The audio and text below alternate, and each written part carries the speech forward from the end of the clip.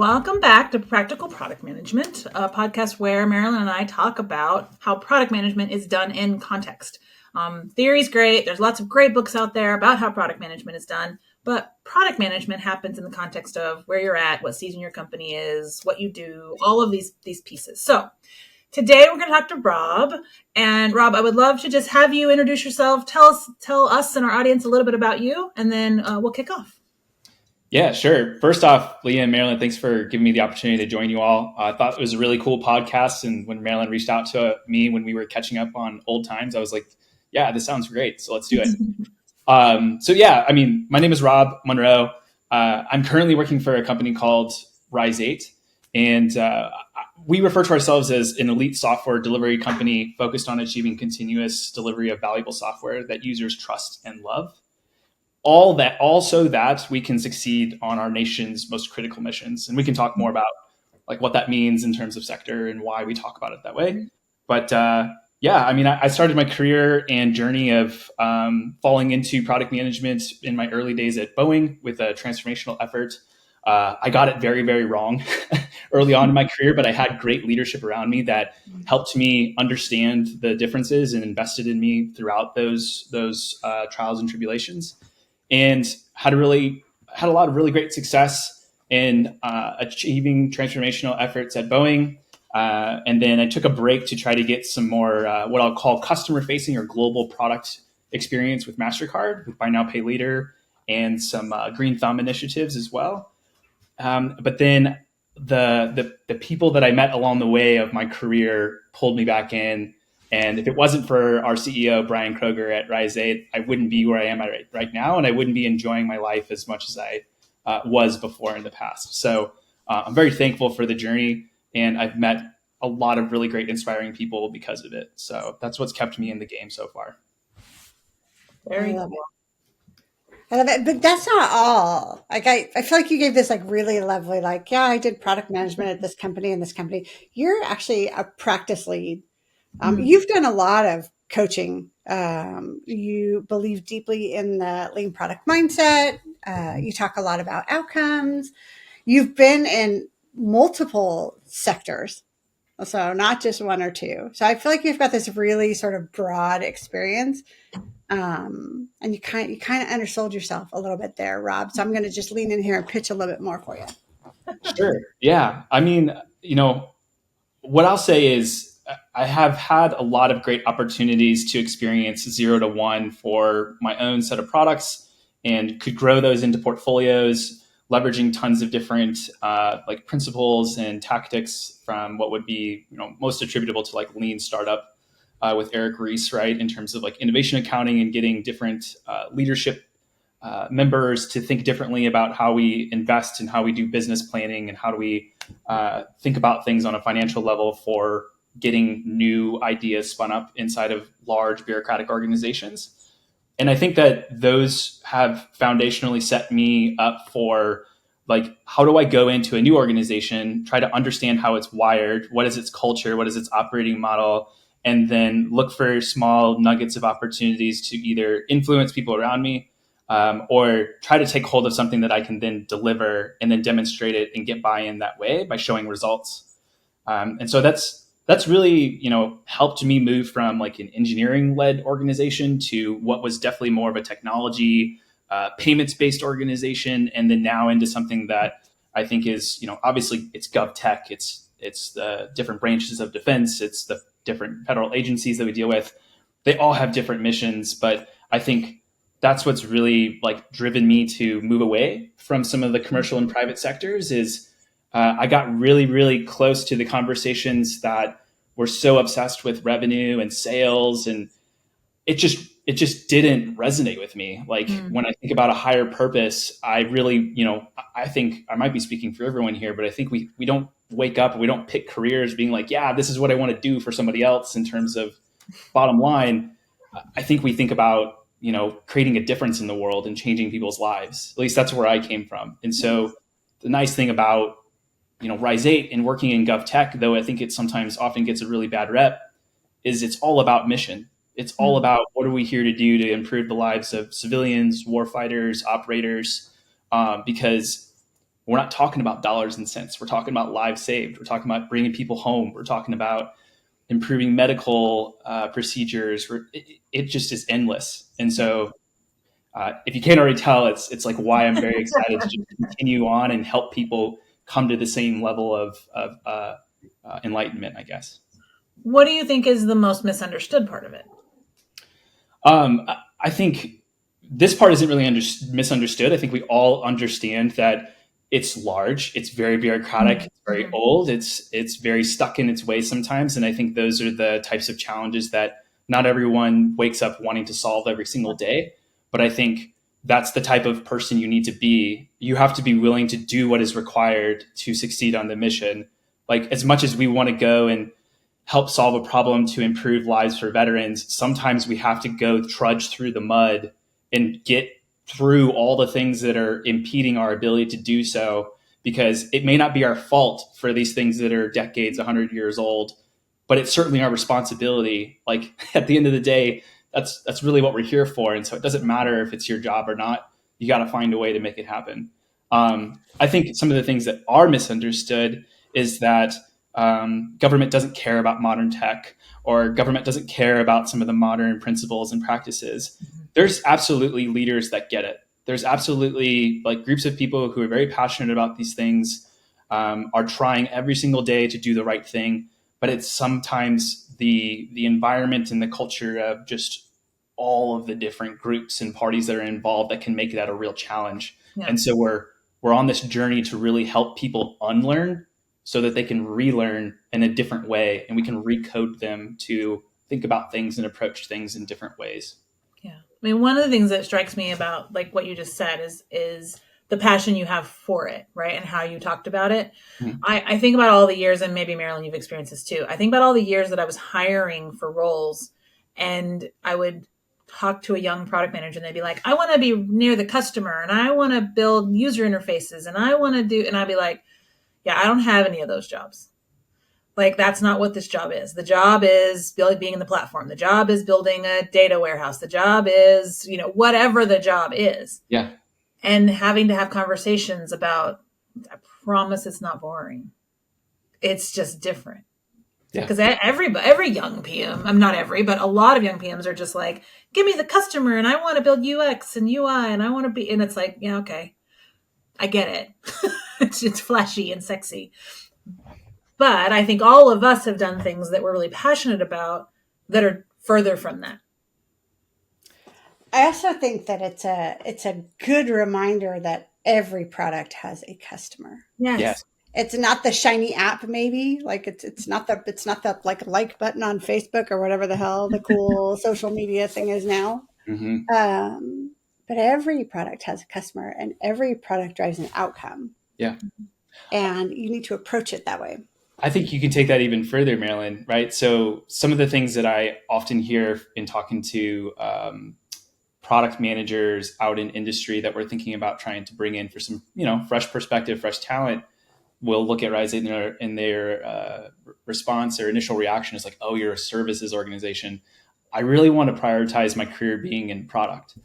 And I think the blind spot you have there is, like, to your point, everything you do, like if it's an internal or an external customer, or external user, you are there to produce something that is of value to them, and they help you quantify and define what value is. Yeah. And so I really love focusing on, I would say, like, different frameworks and tactics that keep that mindset fresh. Like, I do like this book about who does what by how much. Oh, I couldn't see. I'm sorry. I can't see it because of the way my screen is set. Oh, sorry. Yeah. So this is one book that I've been, preaching with some of my product members or product people.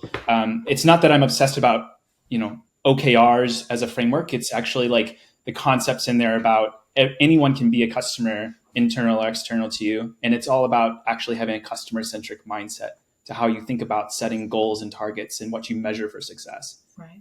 I was just looking for that book on my books. I have that book somewhere. It was sitting on my desk not too long ago. And I also think it's a great framework. And I just, honestly, Jeff and, Josh are fantastic writers and people. And, I've been fortunate enough to have them into a couple of companies that I've worked with. And that that the frameworks that they give you for just helping you set your mind on outcomes. Yeah. And I know, Rob, this is like one of your jams is like, you don't build features for features, but like what is going to happen and how are you going to know that it happened and why should you make that thing happen as a business? And I think that mindset is really interesting. And I kind of want to poke at this in terms of GovTech. Because I'll tell you, when you first told me you were going to GovTech, I'd never worked in that industry. I have no experience with it. And I was just like, woof. Wow, that does not sound like it would be fun to me. But the more I talk to you, the more I understand that there's so much passion, there's so much opportunity to change. And the more I can see the direct correlation to other large, established, older businesses like banking, there's a direct correlation in how they work and the things you have to change. And trying to get people to go from, check the box or pull the widget or do the thing to drive an outcome is a massive mindset shift. Yeah. And I'd love to talk to you about how do you approach that, not only with your product managers, but with your customers. How do you start to get them to think in outcomes versus build me the lever or the light switch? Yeah, I think the very first thing you do is march into their office and tell them they're doing it wrong and expect that they're going to listen to you. So that would be my first. No, it's going to be like, woof, all right, let's cut down and get ready for that one. Yeah, nothing would be that easy, right? So I think much to your point, like much like any other organization, when you come in as like a mover and shaker and you want to burn the house down, there's lots of reasons why the culture is going to reject you. Right. Our culture is different and we expect it to be different because we have very high standards and a high bar for what we're trying to achieve. We have to go on this journey to help really start from where they're at, like meet them where they are, get to understand how they think and how they operate, how they speak. Because oftentimes what I've seen in some cases is we actually could be saying the same thing or desiring the same thing, but we're talking about it differently. And if we just move the language to one side or the other, maybe we can actually get individuals to think a little bit differently faster or just on easier terms. But number one is like meet them where they're at, try to help them understand that we are here to help you succeed. And your mission is our mission. And we are not on a mission to brainwash you for the sake of doing so. We're here to help make sure that we deliver on what is important to you, that we help you craft that in a stronger way if necessary, and then make sure that we demonstrate various practices that demonstrate in smaller, bite-sizable pieces that we are making progress on this conversation about outcomes. So like oftentimes what you'll see is in government and especially like in services businesses is you create contracts, you create requirements, and you start to build this expectation of having a plan. And like, this is the hard part about these types of organizations is that's what they expect. That's what they're used to. And so taking small opportunities to introduce conversations about if we did answer this or we did solve this and we go out, operate on these assumptions, what do we think is actually going to be the result? And we start to have these like rewiring conversations to walk backwards. And to be honest, sometimes you just need to play ball. Sometimes you need to be able to like set the scene for kind of what you want to play in the next game, which is we're going to deliver on what you want us to deliver. We're going to do so with the highest quality possible and as quickly as possible. But we're then going to make sure we have the conversation of, but what was that result that we just saw? And like, hey, maybe what we just learned from this is that this isn't what our users needed at all to begin with. This isn't the problem they needed us to solve. And so we get an opportunity to rewire with those results as well. Yeah, I think that's there's some very good practical learnings in there. And I think that a lot of times, again, you read a book by an author. Mm-hmm. I mean, I think the first one I loved from them that I think I bought like 200 copies at Citibank was Outcomes Over Outputs. Yeah. And I loved this book. I brought it in. I had them come to a book club, and I just wanted everybody to flip to outcomes. And people didn't get it. And so when these theories hit practice or hit organizations, or hit process that's been there for 100 years or 200 years or whatever. That notion of, okay, I'm going to do the thing. It's not very big. It's kind of small. I know you want it. You must have that button. I'm going to do it. But then when we do it, how do we measure the difference? And, should we have done that? And can we do something different? And that very sort of practical, pragmatic way of trying to get people to think about behavior shift over time. Yeah. I think it's a people problem. It's a super interesting problem to overcome.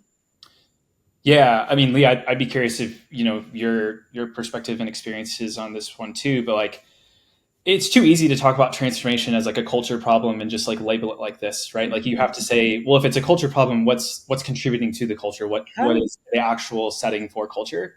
And I don't know if this is the book you're referring to, Marilyn, but Josh Seiden was like famous for talking about outcomes over output. So maybe that's the same book here. Same book. And the way that we try to get, either industry or government to understand this conversation and journey that we're on and things that we want to rewire, it's that, senior leaders within organizations are always going to be focused on what is your business or mission impact, right? Mm-hmm. Like, what are the results? And I don't care about anything else.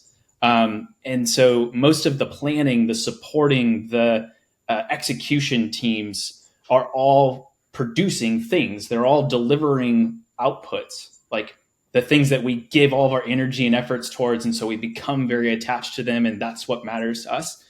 But to be able to rewire, you have to like keep everyone's perspective on this continual causal chain of events, which is you have to understand first, what is the impact we're trying to achieve. You then need to understand the behaviors that are ultimately going to drive a change to that impact, which is the outcome. It's the change in behavior of a system or person or persona you're targeting.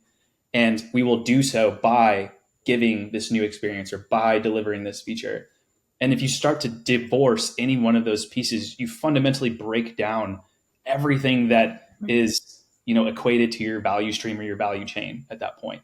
And like you said, people. And I think that one of the things that we need to do as leaders is we have to be better about what we incentivize and what we prioritize in educating our folks to understand about the bigger picture. 100%. I think my takeaway from that period of time, and this is one company, is that executives care about only a few things. And in a company like that particular one, executives have a scorecard, and that scorecard was blessed by the board or the C-suite or whomever a long time ago. And they get a little green up arrow or a little red down arrow. And that's kind of all they care about. I'm being a little flip here, but that's all they care about because that's what their bonus is based off of. Mm-hmm. And when we talk about incentives, those are the metrics that drive your group. And if you come in talking about outcomes that are not directly tied to those little red up arrows or down arrows, nobody cares. Nobody cares, even if they're really good, because the corporate incentives are not supporting the sort of like, your company could go direction X. And even if there's a great revenue stream over there, or even if you see an opportunity, if it's not something that the executive and or the corporate lens is looking at, it's probably not going to get a lot of energy. Let's just be super frank about it, whether it should or shouldn't. Yeah. And so how do you sort of like work backwards from what the company cares about, what the company's strategy is, or your division strategy, and ensure, especially if you're a lower line product manager, that what you're driving ladders up into something that drives a metric that your executive cares about. I know that's a little bit cynical of me to sort of say it like that, but you're never going to get to outcomes if you can't make it matter to everybody. Can't. Yeah. Leah, I'm thinking about lots of things and I'm trying to internalize this. So I don't know if you want to jump in first. I mean, the thing that comes to my mind is that, absolutely, Marilyn, you have to have, going back to what Rob said, and I think what you also said is like, there has to be like, how am I tying this thing to the broader picture, to the bigger strategy, to the bigger goals, whatever those goals are, whatever you call them, OKRs, or goals, or whatever. I think for me, one of the things that comes up as you're talking is that over the years, I have been a bull in a china shop and a dog with a bone and all of the things you can think of that sound really terrible and rough, right? that's like, we need to change and I'm going to be the person who causes the change and I'm going to impact the change. Over the years, what I've learned is that from day one, I am planting seeds and laying groundwork, right? Like, I have this conversation and I'm very intentional. Marilyn taught me years ago that words matter, right? So I'm very intentional with this word and I'm very intentional with this sentence and I'm very intentional, and I'm laying a pattern and a series of behaviors, because I know I've said we're going there, and I can try to force it and run up against every other wall and beat my head against it. Or I can start laying the groundwork and get buy-in and figure out who my champions are and figure out who the detractors are and start doing this little game, this little dance of change and transformation. And I think when you know it's working, for me, when I know it's working, whether it's at a big company or a startup or whatever, is when my own words start coming back to me. Yes. And someone says to me, we need to do is blah, blah, blah. And I'm like, yes, we should do that. That's a great idea. I'm for it. Right. And because by the time you get there, you usually have you've explained your part of the influence and where your authority lies and all so when they come back to you and are almost like seeking permission to do the thing you said for them to do, you can be like, go do that. Yeah. Right. Like, off you go. Right. What do you need? But so I just think about, like, going back to something you said, Rob, a lot of times we get evangelical as product managers about words or frameworks or part of the way we do this podcast, right? Like, we get evangelical about, like, I have to be this way and I have to use this language and I need to use this. Tell you what, I've learned, I don't care. Yeah. For me, I will use your language if it'll mean we get to the end game faster. If you want to call this thing a purple triangle, okay, even if it is a red square, right? I will call a purple triangle all day long, right? But I've learned to do that and not fight on a false sense of, I need them to learn what product management is. I don't need them. Everyone doesn't have to know. Yeah. They just have to go. Right? It's what we're talking about resonates with me in two different ways, and I'll start at Marilyn's end and end up on Leah's end of the conversation. So, like, one thing that I think should be always true is, like, typically when we walk into a room, like a boardroom or to an organization that has senior level leadership that has a very clear mindset on what they want to achieve for results, we really should not come in and try to tell folks, like, no, that's wrong, or like, I disagree with you, right? How ignorant would it be for me to walk into like any defense branch, talking to, like, senior level, leadership at that ranking officer level, and tell them they don't understand their own mission results, or to go talk to their operators or warfighters and tell them they don't know what they actually understand. So one of the reasons why I started there is we can help them craft that into something that's, like, strong and clear. Like, we can help massage those things, but really what we can actually have an effect on is focusing on behavioral change. And which is a little bit to do with the leadership style and what you're talking about, Leah, as well, where you're, like, looking for things to come back to you. It's like, I'm looking for behavioral change, whether that's internal or with my actual customers and users. And so that's why we're so focused on outcomes rather than this kind of, like, big, hairy, audacious goal of measuring how many impacts or type of impact we have. Is like, ultimately, none of those things will matter. It's a means to an end equation if I don't actually change the behavior of people. Because even when we get the assumptions wrong, or even when we accept assumptions from requirements for the sake of having an opportunity to help people unlearn and relearn, it's the behavioral aspect of what happened and that led to the result. And that's what we have to help people connect with. Yeah. And so to get over to kind of what you were talking about as well, Leah, is, like, whether it's through our products, our services, or if it's, like, our coaching and just the way that we're trying to groom people. I see a lot of times, and I did this early on in my career, where it was like, yeah, I'm checking the box of, like, I'm investing in myself to, like, go to conferences or read books or do these things, right?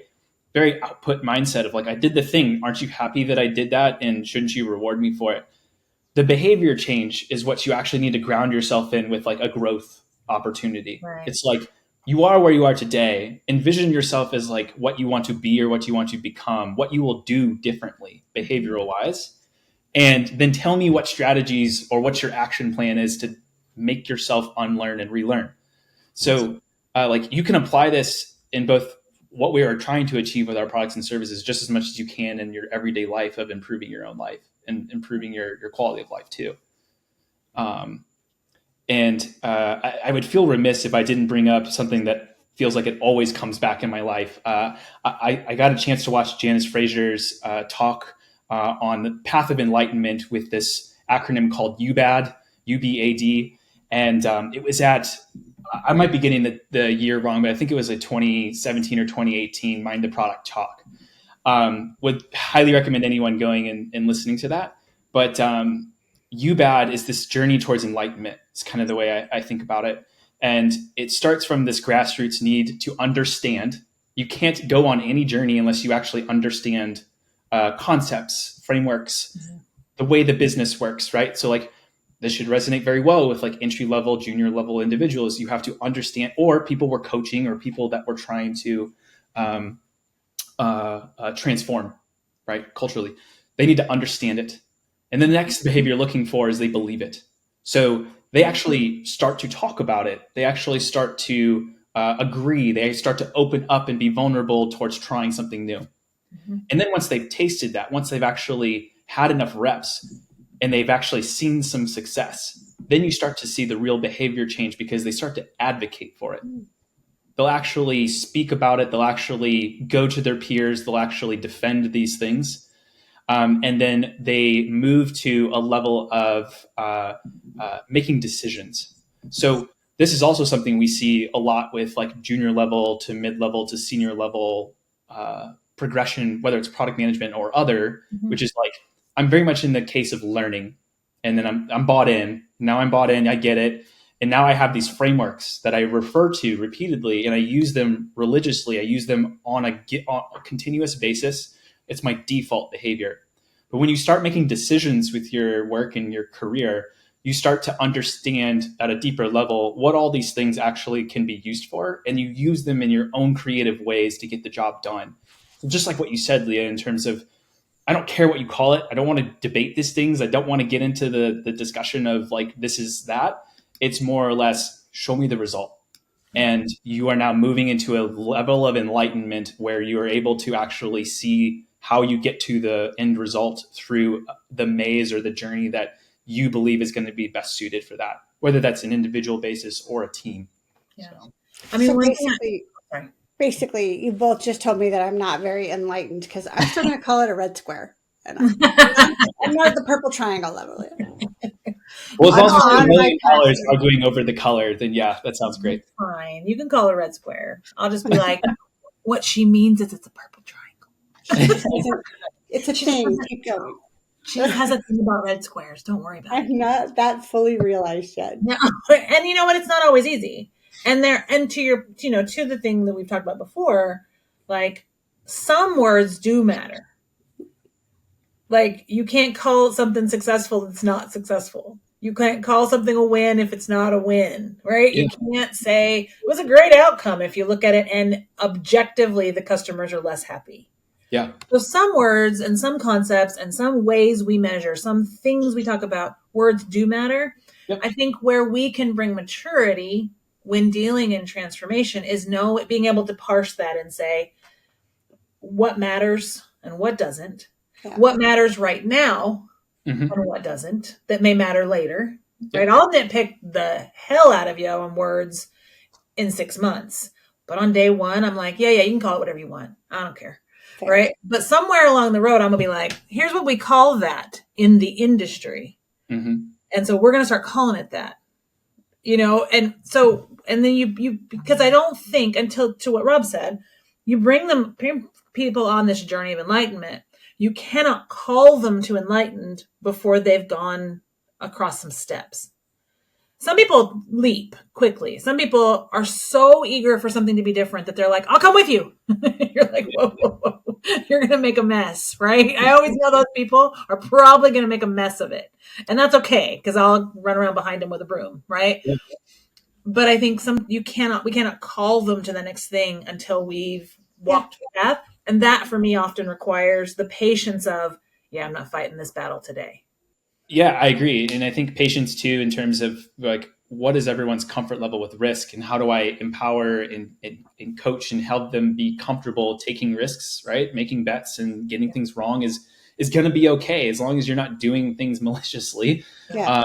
Like, you have to create that space for people to get it wrong in order for them to have the things take effect and actually take traction with their learning. Yeah. It's definitions. I agree. Like, you do need to have things kind of like not just defined on a whim randomly when we do have very structured things in industry and around us.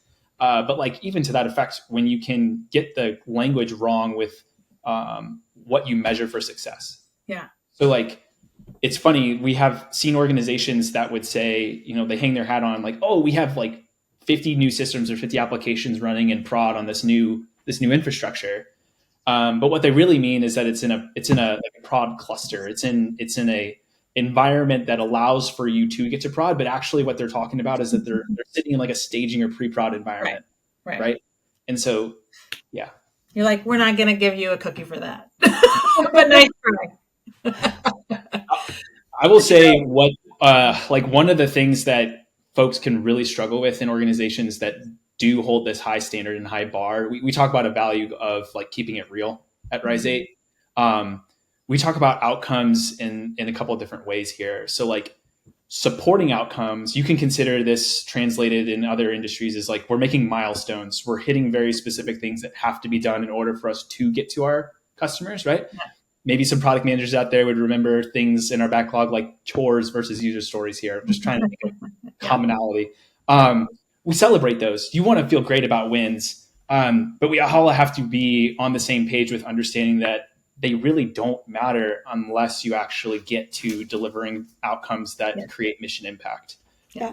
That's a really tough conversation for some folks. I mean, I always just say no partial credit. Like, I know I'm mean. Anybody that's ever worked for me will tell you that I'm a little tough and I'm kind of mean and I'm a little bit of a monster. I think that's okay. But like, we can celebrate some stuff, but we all have to agree it doesn't matter. It doesn't make the newsletter. I'm not talking about it to leadership because we don't take partial credit. You're not done until it's doing something. There are no hypothetical outcomes in real life.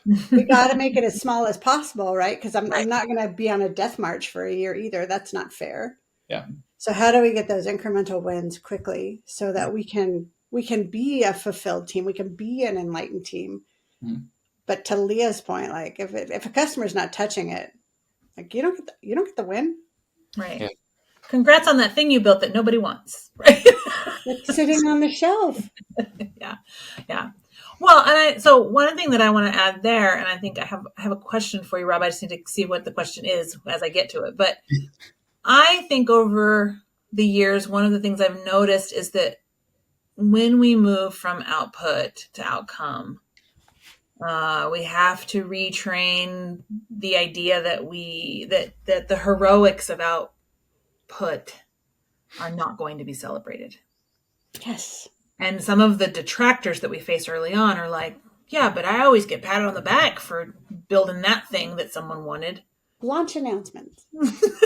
Right? And so I guess my question is, how have you seen it work the best for the heroes to get to be heroes in a new way? Like how do you bring those folks along that are the engineers, the delivery people who are like, I did the thing and I get patted on the back, and we're like, not this time. Especially because the horizon is longer.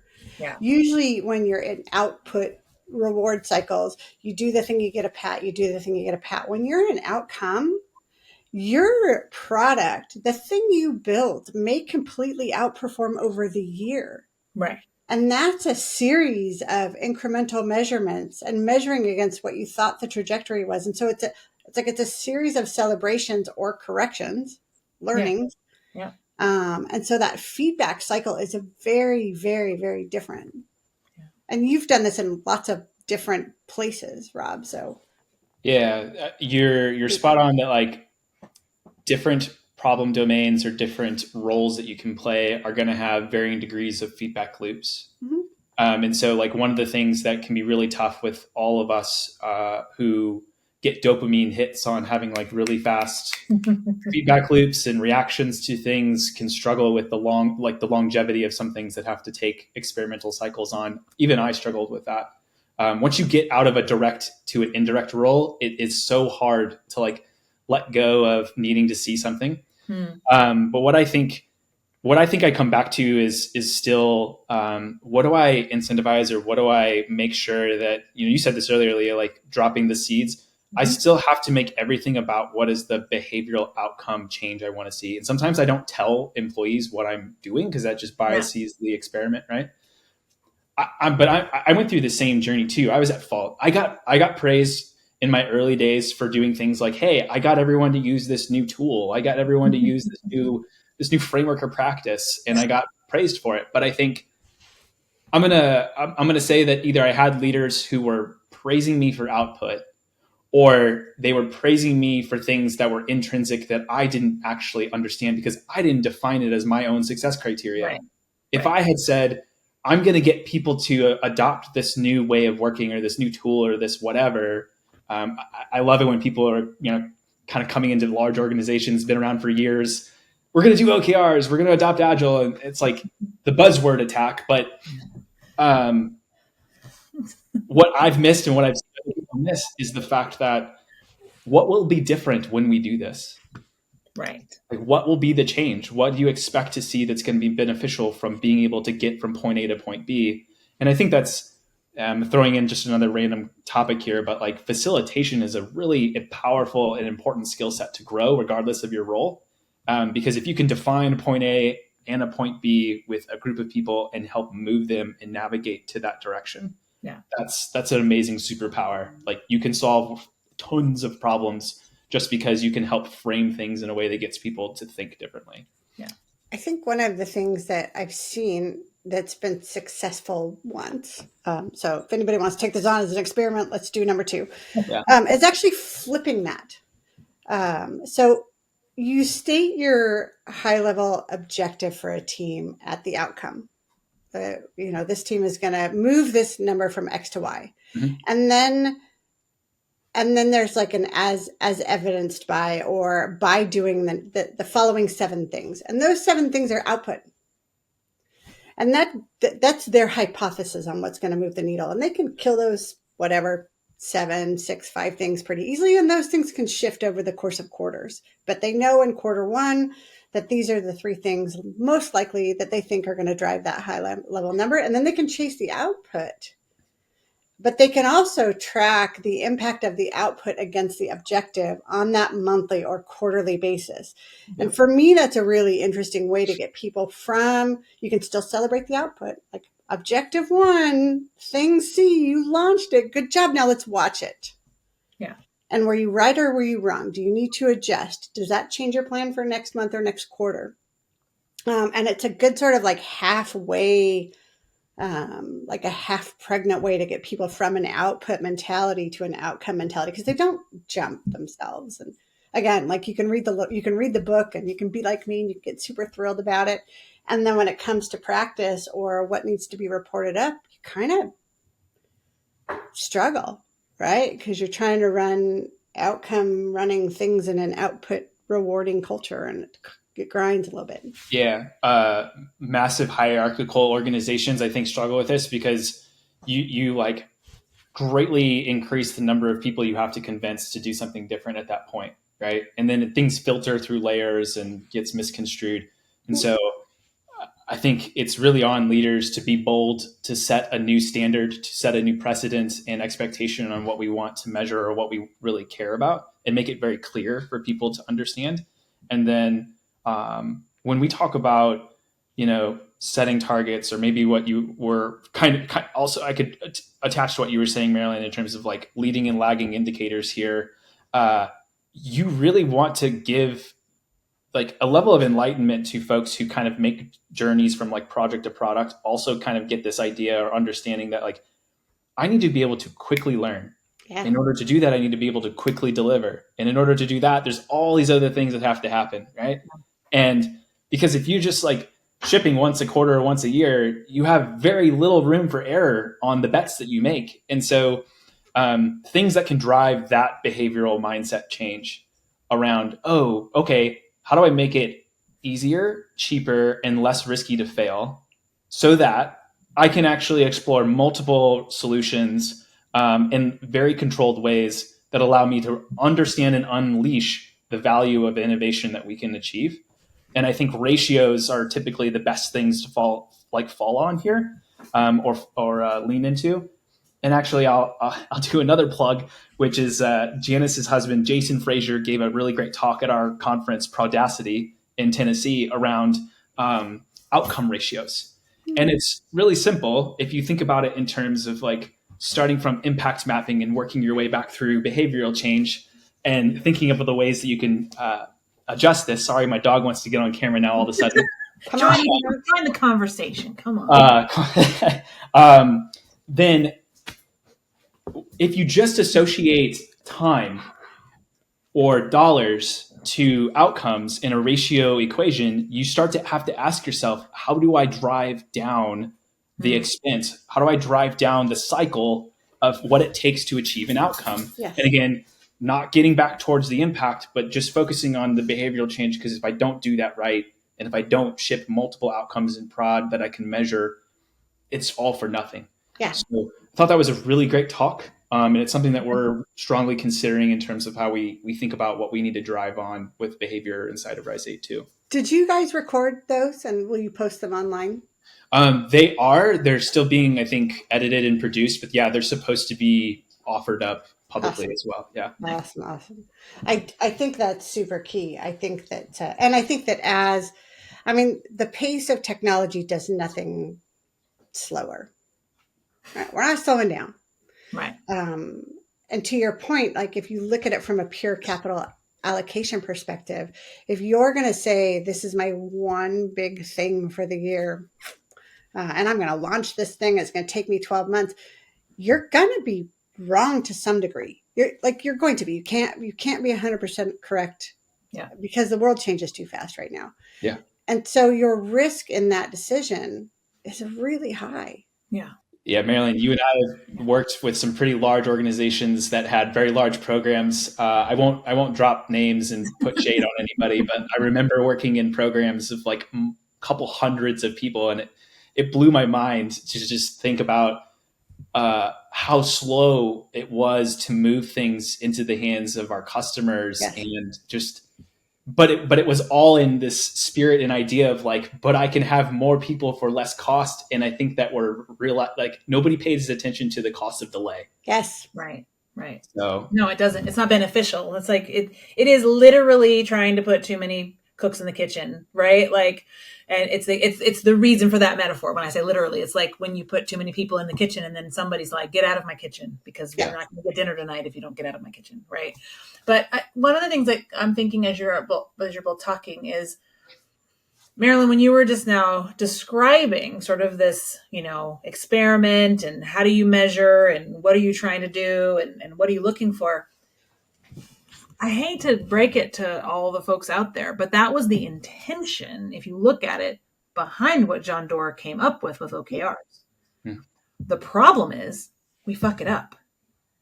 Yeah. We make it so complex and we make it so the link there's too many. It's too long. The indicators are off. You're trying to people start to try to build OKRs around what they're going to do, what they've already decided to do, instead of like the notion that an OKR has always got to be successful. If especially in startups and scale-ups, if every founder out there would remove from their mindset that OKRs have to get to 75% or higher in order to be called successful, and that you're going to have some that absolutely don't get there, and you should learn from that because that's what you need to learn, then OKRs would be meaningful. Yeah. If you're not going to do that, throw them out with whatever other goal planning framework you did before you did OKRs. Put it in the garbage can and move the hell on. we as human beings inside of organizations that love consistency and structure because it gives us a sense of comfort with life. Right. We will do a lot of things like we need to have cascading. We need to have this like operationally engineered thing that makes it perfect. Right. And then I think we also disconnect like the purpose around some differences here around things like key performance indicators versus OKRs. Yeah. KPI is just simply meant to be a thing you monitor as like business as usual type things. Right. They're not meant to be the what do we deliberately make changes for? What do we deliberately pick as like a pivot or a direction on strategy? And what is it going to look like in terms of a behavioral change? Those things should become KPIs over time, perhaps, if they're successful, if it means that they are now part of our normal business as usual operations. Yeah. But you're spot on, Leah. Yeah, no, 100%. I mean, so just as a side note, the company I'm working with, we launched something a couple weeks ago, and we don't have enough volume, so it's very we don't have a lot of volume, so it takes us a long time to get to statistical significance on an A/B test. So we're waiting, and the results have been really good, and everybody's like, "Yay!" And so what I said was, "This is me letting you know that I have put my speech to you on failure and patience and trying again on ice because we are going to experience it. I'll be back. And I plan to channel my inner Gene Hackman, RIP, and to give you my Hoosier speech about why you're here and why you belong and what we're going to do." But the idea that I'm almost, when a company is newly flexing this kind of transformation, I almost want them to fail the first time. Because if they're really successful the first time, like the first thing, whatever the first knit is, whatever the little first MVP or the first thing, if it's successful, then they're just like, they're devastated when it fails the next time. Whereas if they have to learn that crunchy thing first, then it's like the next time it's like, oh, we understand what this is, and so sometimes I'm like, yay, we won. Also, don't measure too early because it might be a false indicator. Exactly. No, and that's the thing is I'm like, yep, hold the applause, everyone. We're not there yet. Also, sometimes the opportunity is so great that you can kind of half-ass it and still make large amounts of progress. Exactly. But I just think, I just really want us to be more thoughtful about like allowing for the failure in the process and making space for like, is this measurement even the right measurement? And how do we talk about it? And because I'm not the queen of this. I will have moments where I'm like, yeah, let's measure that. And then someone's like, how's that helpful? And I'm all, oh, I don't know. Good question. Yeah. Well, we, as I've gotten a chance to get to know you both more here during the podcast and just kind of listening to the podcast coming in, the key thing that this is all leaning on is context. So what's really tough, especially for those of us who have very high energy, want to change the world, is that we'll take the same thought from one organization that probably has relatively low risk to getting things wrong versus going into an organization that's all about keeping people alive. Yes. So 100%. that context matters. And I think in both organizations, it's just a matter of like, how do we make it safe to fail? What does that look like? How could it look? Yes. And you probably won't get it right the first time either, but just gradually build upon that. Yes. Yeah. I mean, the example I always give, and I've given this one before, is, when I worked at Amazon, one of my jobs at Amazon was to be responsible for the transaction processing component, the platform, anything that touched the transaction processing. Yeah. And I used to have nightmares. I would wake up in a cold sweat, and they were hack dreams. I called them hack dreams. I would have these dreams that someone had hacked the database where we stored all the credit cards, right? And in my brain, 1 billion credit cards were out in the wild, and everybody had access to them. That felt real important until I built telestroke software. And then the ability for a neurologist to be able to diagnose a stroke from Seattle to Alaska, that mattered. Yeah. The risk was totally different. Right? And so, yes, your financial health is super important to whoever is responsible for the credit cards at Amazon. That is true. But whether or not your dad dies because you can't get the computer to look close enough to the pupil to make the right decision on the stroke, that's life or death.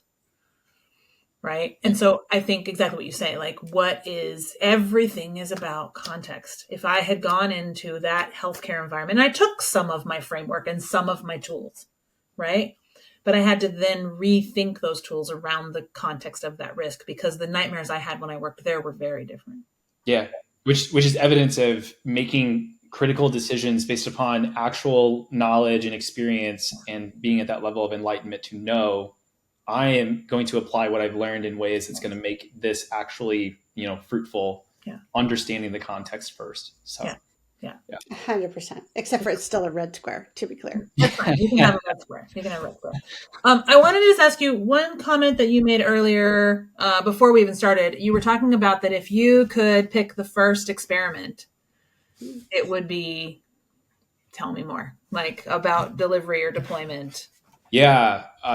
Every organization who has not secured a path to production that is continuous delivery, sorry for jargon, but it just simply means I have the means to be able to ship experiments or working software into real environments for real users on demand.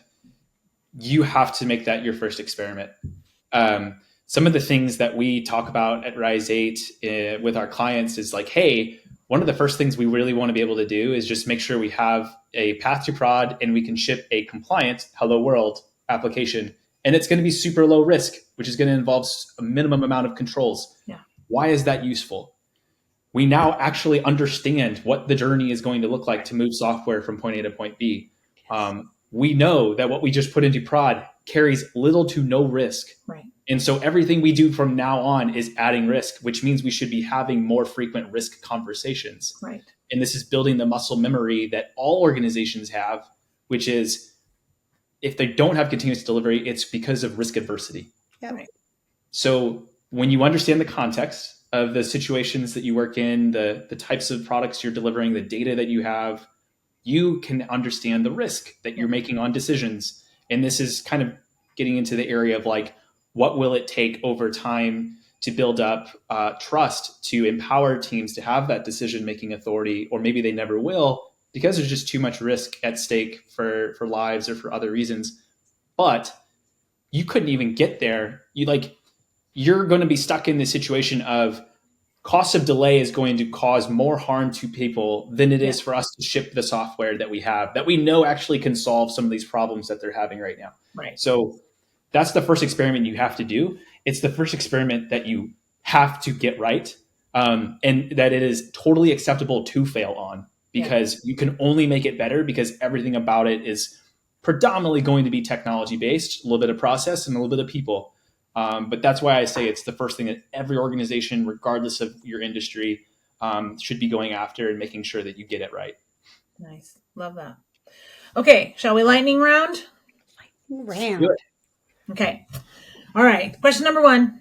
If you have to pick, and it can be anything at all, a framework that you love to use, what is it?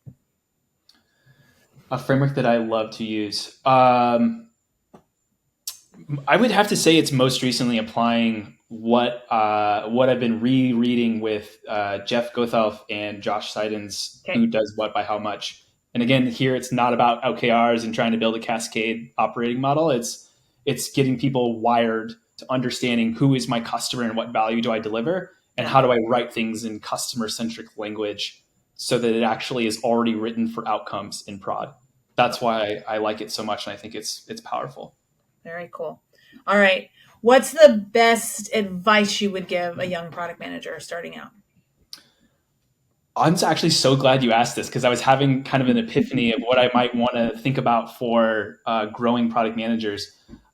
We were talking about risk and learning context of a business. I actually think that junior level individuals getting into product should focus on figuring out how to get themselves established with internal products. And here's why. You're exposed to I would say fewer risks than you are jumping in and touching things that you're not going to get a lot of exposure to anyway. Because let's be honest, if you're very young, no one's going to trust you.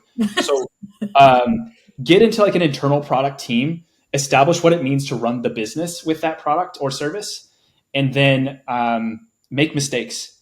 Love it. Like it's an easier place to fail on is my epiphany here in this conversation. And that's actually something I think we need to be considering ourselves.